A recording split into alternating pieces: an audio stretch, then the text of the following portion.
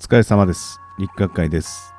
今回はですね、前回までで各種の栄養素がどの餌にどの程度含まれているかお話ししました。今回は前回までの表から餌のポイントランキングと幼魚から成魚になる過程で与えるおすすめの餌について考察していきたいと思います。前回までにご紹介した9つの栄養素とその効果を覚えていますでしょうか。念のため確認していきましょう。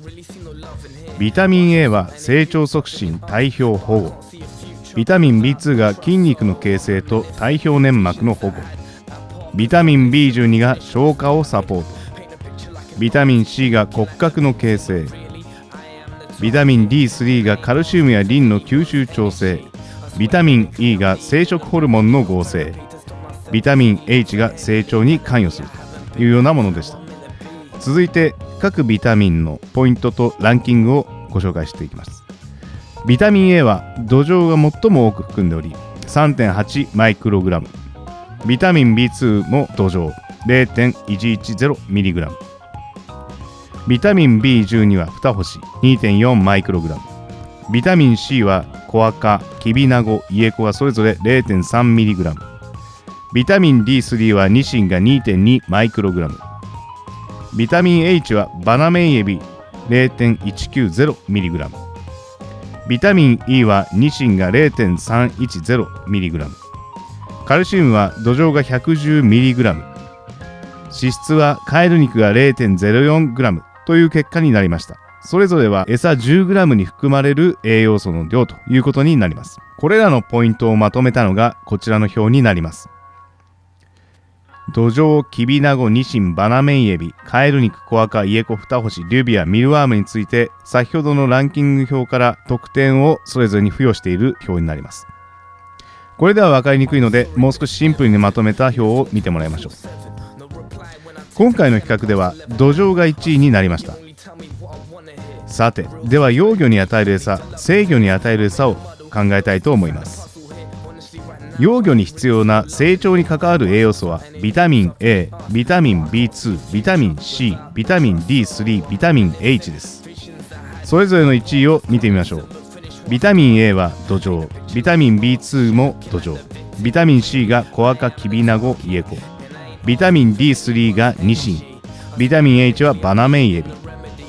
この中で土壌とバナメイエビは脂質も少なく安心して与えられる餌だとは思いますが、ニシンは脂質が、コアカ、イエコはデータが少ないので素直に選ぶのが不安です。そこでニシンやコアカ、イエコの代わりにキビナゴが良いかと思います。また土壌はカルシウムも豊富であることから幼魚におすすめの餌は土壌、キビナゴ、バナメイエビの組み合わせだと思います。成魚に与えたいのはなるべく脂質の少ない餌が良いかと思いますので、ニシンとミルワームを除いた餌でローテーションするのが良いかと思います。繁殖を目指すならホルモンに働きかけるビタミン E に注目し、ニシンと言いたいところですが、繁殖に向けて脂質過多は避けたいところです。今回のデータからおすすめするならバナメイエビになります。バナメイエビを中心に足らない部分を土壌やキビナゴなどで補助してあげるのが良さそうです。餌単体で見たときにはどの時期においても土壌が優秀な餌だと思います。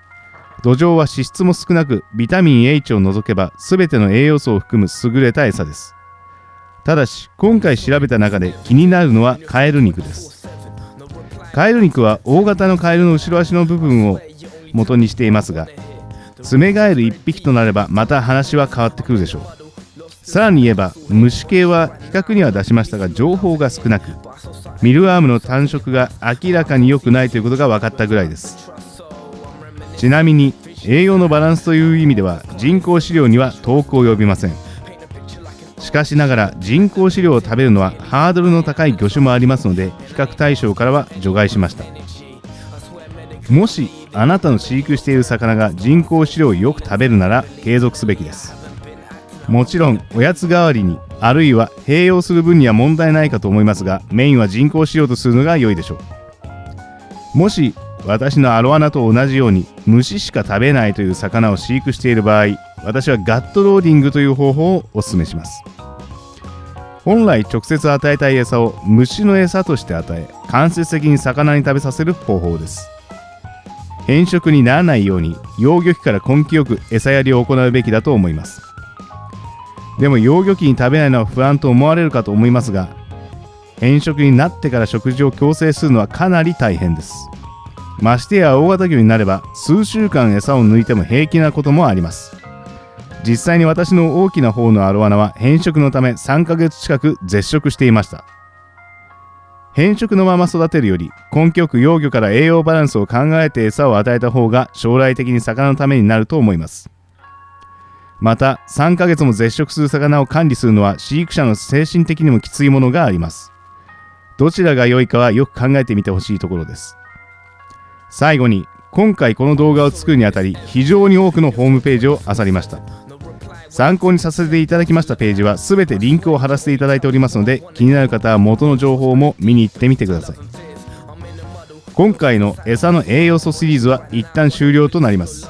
また新しい餌の情報や視聴者の方からご希望などありましたら続編を制作いたします。視聴者の方も餌の栄養素等の情報がありましたらリンク先を私の Twitter アカウントへ DM いただけますと幸いです。このシリーズの他にもろ過などに力を入れて動画投稿しています。もし気に入っていただけましたらチャンネル登録をお願いします。ではまた次の動画でお会いしましょう。さようなら。